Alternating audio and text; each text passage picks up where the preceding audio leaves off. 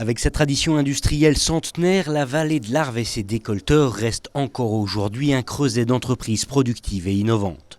Un savoir-faire félicité ce vendredi par la ministre du Travail en visite dans le département. À chaque fois qu'on crée un emploi dans l'industrie, en fait ça en génère 4 autres dans les services et dans toute l'activité autour.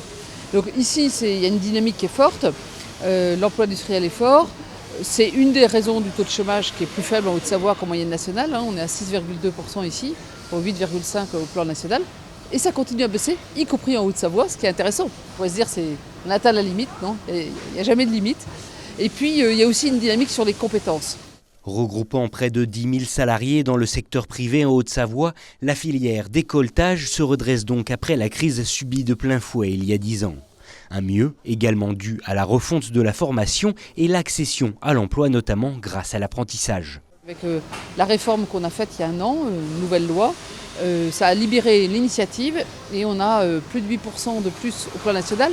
Mais en Haute-Savoie, c'est plus 25% d'apprentis en un an. Ça, c'est au-delà de ce qu'on aurait pu imaginer. Et ça montre bien que du côté des jeunes, des entreprises, il y a cette envie d'avancer et de former les compétences. Une visite gratifiante pour les entreprises qui voient ainsi leurs efforts payés, à l'image du Club des entreprises inclusives qui ont souhaité s'engager pour l'accession à l'emploi des personnes en difficulté. Je pense que c'est une reconnaissance pour ce que font l'ensemble des entreprises de la vallée de l'Arve. On a pris ce rôle de leader, de chef de file de ce Club d'entreprises inclusives de la vallée de l'Arve pour répondre à l'appel du président de la République. Et je pense qu'aujourd'hui, cette visite et cette table ronde, c'est vraiment la reconnaissance de ce que l'ensemble des entreprises peuvent faire ensemble dans la vallée de l'Arve au service de l'inclusion.